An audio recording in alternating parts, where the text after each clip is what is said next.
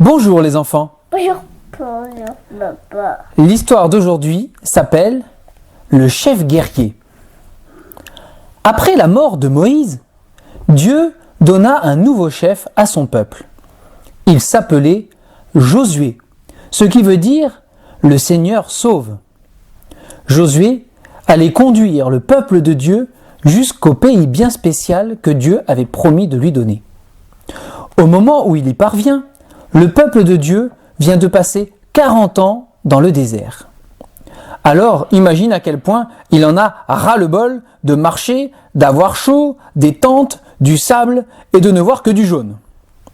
Imagine aussi son bonheur d'atteindre la fin du désert et de voir le lieu où il va habiter. Si beau, là, juste devant leurs yeux, si frais, si vert et si accueillant. Mais il y avait juste un petit problème. Jéricho. Jéricho était une ville, mais pas n'importe quelle ville. C'était une forteresse qui barrait le passage à tous ceux qui voulaient entrer dans le pays. Le peuple observa Jéricho. Une large muraille, gigantesque et effrayante l'entourait. D'imposantes tours et des remparts la dominaient. De lourdes portes de fer en protégeaient l'entrée. Puis le peuple s'interrogea. Que faire ? Personne ne le savait, mais Dieu si. Alors, Dieu expliqua à Josué ce qu'il fallait faire. Josué dut ouvrir de grands yeux en l'écoutant, parce que ce plan de bataille n'avait rien de banal. Puis, Dieu fit cette promesse. Je serai toujours avec vous, et jamais, jamais je ne vous abandonnerai. Si vous faites ce que je vous demande, vous vivrez heureux dans ce nouveau pays, et tout ira bien pour vous. Josué rassembla son armée. Ils avaient leurs épées, leurs lances et leurs boucliers. Ils étaient prêts à se battre. Mais le plan de Dieu ne prévoyait pas de se battre. Il prévoyait de faire confiance à Dieu et d'obéir à ce qu'il demandait. L'armée de Josué se mit à marcher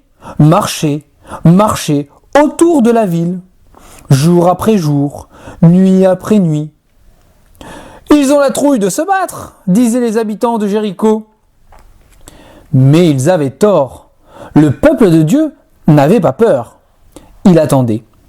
Il attendait que Dieu lui explique la suite du plan. Le 7e jour, Dieu demanda à son peuple de marcher autour de la ville, non pas une, mais 7 fois. Puis, Dieu dit à tout le monde de faire autant de bruit que possible. On t'a déjà demandé de faire tout le bruit que tu peux ? Ah ! Eh bien, imagine ce bruit-là, multiplié par 39 999 personnes, ça te donnerait une idée. Ça te casse les oreilles. Résultat, ça a même cassé les pierres et fait s'écrouler les murailles de Jéricho d'un seul coup, comme un château de cartes. Elles étaient pourtant si solides et gigantesques. Mais Dieu les fit tomber. Jéricho disparut sous un énorme nuage de poussière. C'est ainsi que le peuple de Dieu entra dans son nouveau pays. Il n'eut même pas à se battre pour y entrer. Il n'eut qu'à marcher. Josué dit, « Dieu vous a amené ici sain et sauf.